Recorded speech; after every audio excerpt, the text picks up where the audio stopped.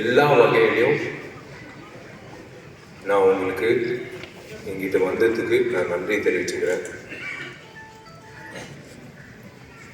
அதான் நிறைய பேர் சொல்றது மாதிரி இறந்ததுக்கு அப்புறம் தான் அவர் சாமின்னுவாங்க. வாழும்போதே சில மனிதர்கள் தான் அந்த பேர் வாங்கக்கூடிய ஒரு விஷயம்.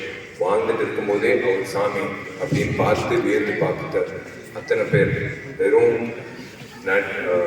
சினிமா துறை மட்டும் இல்லை, இந்த அவர் அந்த ஏவியில் நீங்கள் பார்க்கும்போது யார் வந்தாலும் பட்னியாக போகக்கூடாது. அவர் அலுவலகத்துக்கு வந்த யாராக இருந்தாலும் அது சினிமா துறை சார்ந்தவங்க. நான் கேள்விப்பட்டது என்னன்னா, அசிஸ்டன்ட் டைரக்டர்ஸ் அப்போ ரொம்ப கஷ்டப்படுற அசிஸ்டன்ட் டைரக்டர்ஸ் வந்து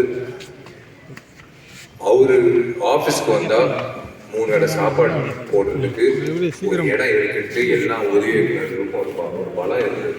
ஏன்னா அப்போ வாய்ப்பு தேடி இருக்கும்போது அவங்களுக்கு சாப்பாடு உணவு தேவையில்லை. அது அவர் மனசுல இருந்து எல்லாருக்கும் சாப்பாடு சரிசமமா இருக்கணும். படப்பிடிப்புல சாப்பாடுன்ற விஷயத்துல வந்து எந்த பாரபட்சம் பார்க்கக்கூடாதுன்ற வகையில எங்களை மாதிரி இளைஞர்களை ஊக்கப்படுத்தின ஒரு சாமி வந்து விஜயகாந்த் அண்ணன்.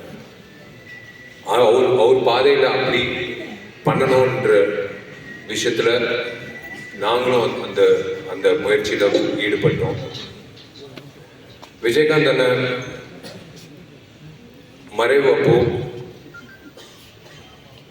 இருந்திருக்கணும், கூட இருந்து நாங்கள் அந்த மரியாதை செலுத்திருக்கணும். அந்த நேரத்தில் நானும் ஊரில் இல்லை, கார்த்தியும் ஊரில் இல்லை. முதல்ல அந்த குடும்பத்துக்கு நான் மன்னிப்பு கேட்டுக்கிறேன். நான் சண்முகபாண்டியன்கிட்ட நான் ஒரே ஒரு விஷயம் நான் சொல்லிக்க விருப்பப்படுறேன். கேப்டன் அண்ணன் வந்து உங்களுக்கே தெரியும், நிறைய நடிகர்களுக்கு வந்து மேலே வர்றதுக்கு ஒரு தூணாக இருந்திருக்காரு. எது பற்றி யோசிக்கல, காசு வாங்கலை, காசு கொடுத்தாலும் வாங்கியிருக்க மாட்டார். ஆனால் அன்னைக்கு பண்ணணும்னு அவசியம் கிடையாது. ஆனால் அந்த நடிகர்களுக்கு வந்து ஒரு பிளாட்ஃபார்மாக இருந்து பரவாயில்ல அந்த பசங்க வளரட்டும் அப்படின்னு சொல்லி அவர் ஒரு வாய்ப்பு கொடுத்தாரு. நான் உங்கள் வீட்டு பிள்ளையா நான் சொல்கிறேன், உன்னோட படத்தில் எப்பயாவது நானும் நீயும் சேர்ந்து நடிக்கணும்னு உனக்கு ஆசை இருந்தால் நான் வர்றேன். நான் உனக்காக ஒரு படத்தில் நான் உனக்காக அதே மாதிரி கேப்டன் அண்ணன் எப்படி வந்து ஒரு பிளாட்ஃபார்மாக அமைச்சு கொடுத்தாரோ என்ன நீ பயன்படுத்திக்கிறதுக்கு உனக்கு ஆசையாக இருந்தால் நான் இருக்கேன் உனக்காக. கண்டிப்பாக இது வந்து வெறும் வார்த்தையால் நான் சொல்லலை. எப்போ நீ சொல்கிறியோ அது ஒரு நல்ல திரைப்படமாக நான் வந்து உன்னோட கூட இருந்து ஒரு தூணாக இருந்து நீ இதே மாதிரி அப்பா மாதிரி ஒரு பெரிய ஸ்தானத்துக்கு வரணுன்றது என்னோட ஆசை. அது நான் பரிகாரமாக நான் நினச்சிக்கிறேன். ஏன்னா எனக்கு என்னமோ தெரியல, இவர் வந்து பார்க்கும் போதெல்லாம் ஒரு விஷயம் தோணும். அது உங்களுக்கும் இருக்கும், உங்கள் குடும்பத்துக்கும் இருக்கும். தைரியம், எதை பற்றியும் யோசிக்க மாட்டார். தைரியமாக இங்கிட்ட இருக்கிறது தான் பேசுறது, எண்ணம் போல் வாழ்க்கை. இங்கிட்ட இருக்கிறது வந்து அப்படியே வந்துடும், ஃபில்டரே இல்லை. அவர் என்ன, நான் ஒரு வாட்டி உங்கள் வீட்டுக்கு வந்தேன், வந்து அண்ணனை சந்திக்கும் போது பிரேமலதா அம்மா ஒரு விஷயம் சொன்னாங்க. உங்களுக்கு ஒன்று தெரியுமா, அந்த பத்திரத்தை கொண்டு வரும்போது முதல்ல லாக்கர்லேருந்து உன் நகையெல்லாம் முதல்ல எடுத்துரு, இந்த பத்திரத்தை வைக்கணும் அப்படின்னு சொன்னாங்க. ஏன் நகை கூட வந்து அவருக்கு ஒரு மிகப்பெரிய ஒரு விஷயமா தெரியல. அந்த பத்திரத்தை வந்து கொண்டு வந்து அப்படி வைக்கும்போது வந்து எங்களுக்கே நாங்கள் வியந்து பார்த்தோம். அப்படி அந்த பத்திரத்தை வந்து ஒரு பொக்கிஷமாக வந்து வச்சார் லாக்கரில் அப்படின்னு சொன்னாங்க அம்மா. அதுதான் வந்து அந்த மேதாவி. அதுதான் சொல்றேன், இன்னைக்கு இருக்கிற கூட்டம் மட்டும் இல்லை, எப்போ அவரோட போட்டோ இருந்தாலும் இல்லாட்டியும் எல்லார் மனசுலயும் இருக்கக்கூடிய ஒரு நபர் வந்து விஜயகாந்த் அண்ணன். எல்லார் மனசுலயும் உண்மையிலேயே மஞ்சள் அண்ணன் எல்லாரும் சொன்ன மாதிரி, பேரரசு சார் சொன்ன மாதிரி, இந்த தமிழ்நாடு வந்து ஒரு தலைவனை வந்து நம்ம மிஸ் பண்றோம்.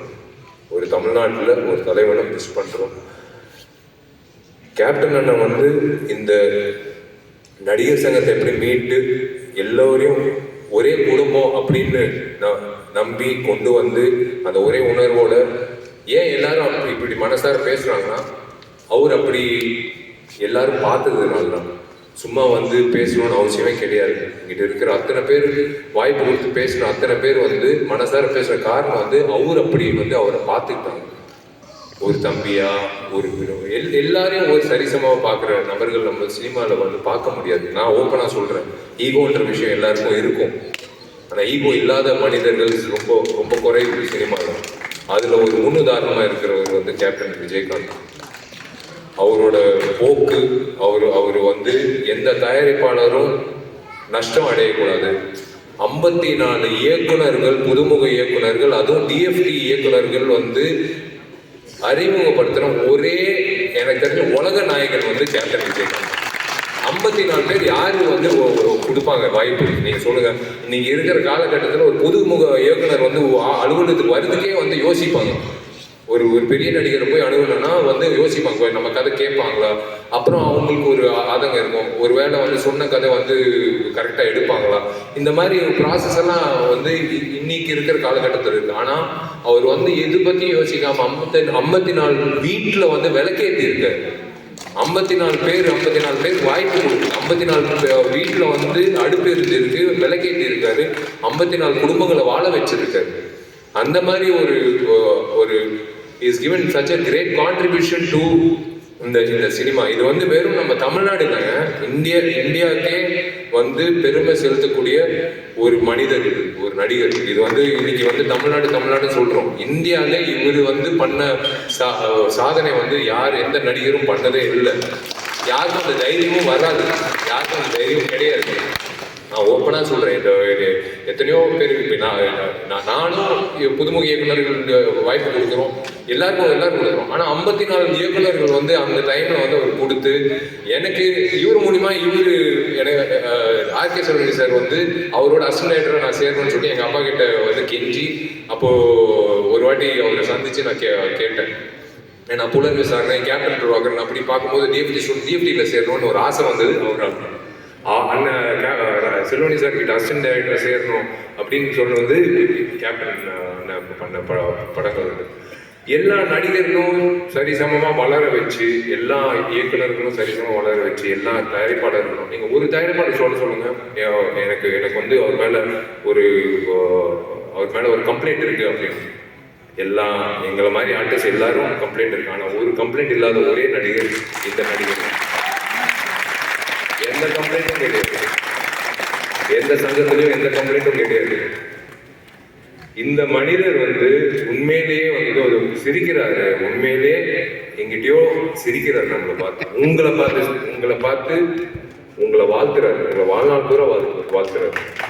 நான் பிரேமலதா அம்மாவுக்கு நான் கடமைப்பட்டிருக்கேன், சுதீஷ் சாருக்கு நான் கடமைப்பட்டிருக்கேன்.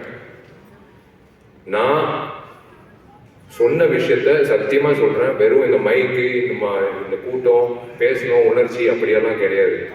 அவருக்கு நான் பண்ண வேண்டிய விஷயம் வந்து எனக்கு மனசார நான் சொல்ல வேண்டிய விஷயம் நான் உனக்கு சொல்றேன். எப்போ சொல்றியோ ஒரு நல்ல ஒரு அமைப்பா, ஒரு நல்ல ஒரு திரைப்படமா இந்த திரை உலகத்துக்கு காட்டுவோம். அதுதான் வந்து இந்த மனிதனுக்கு நான் வந்து கொடுக்கக்கூடிய எனக்கு நான் வந்து என்னால முடிஞ்ச அளவுக்கு நான் அர்ப்பணிக்கிற ஒரு விஷயம். ரொம்ப ரொம்ப சந்தோஷமா இருக்குன்னு ஏன் சொல்றேன்னா, இவர் சிரிக்கிறாரு. இந்த நேரத்துல வந்து இவரை பத்தி இத்தனை பேர் வந்து பேசி, இத்தனை தயாரிப்பாளர் சங்கம், இயக்குநர்கள் சங்கம், எல்லாம் விவசாயிகள் சங்கம், இவங்கெல்லாம் வரணும்னு அவசியமே கிடையாது. நான் கூப்பிட்ட உடனே வந்ததுக்கு காரணம் வந்து இது சும்மா ஒரு கட்டளைக்காக நாங்கள் வர சொல்லணும் அது அப்படின்லாம் இல்லை. உங்கள் அப்பாக்காக தான் வந்தாங்க. நாங்கள் கூப்பிட்டதுனால இல்லை, உங்கள் அப்பாவோட ஃபோட்டோ வச்சு நாங்கள் கீழே போட்டோம் நடிகர் சங்கம் அழைக்கிறது. ஆனால் கீழே நடிகர் சங்கம் பார்க்கலாம், ஏன்னா அவர் தான் உருவாக்குனார் நடிகர் சங்கம். மேலே இருக்கிற அந்த ஃபோட்டோ பார்த்து தான் எல்லாரும் வந்திருக்காங்க. அந்த வகையில் வந்து கண்டிப்பாக இந்த சாமி வந்து மேற்கொண்டு இந்த கலைத்துறைக்கும் சரி, மக்களுக்கும் சரி, உங்கள் சார்பாக வந்து கண்டிப்பாக வந்து அந்த நற்பணிகள், அந்த நல்ல விஷயம், நலத்திட்டங்கள், நல்ல விஷயங்கள் மேற்கொண்டு நடக்கும்ன்றது நான் நம்புகிறேன். நீங்கள் எல்லாரும் நல்லா இருக்கும், நீங்கள் 2 பேர் நல்லா இருக்கும். அம்மா ஆரோக்கியத்தை பார்த்துக்கோங்க. சுதீஷ் சார் இப்போ பக்கபலமாக இருக்காரு. I am always there for you. God bless you.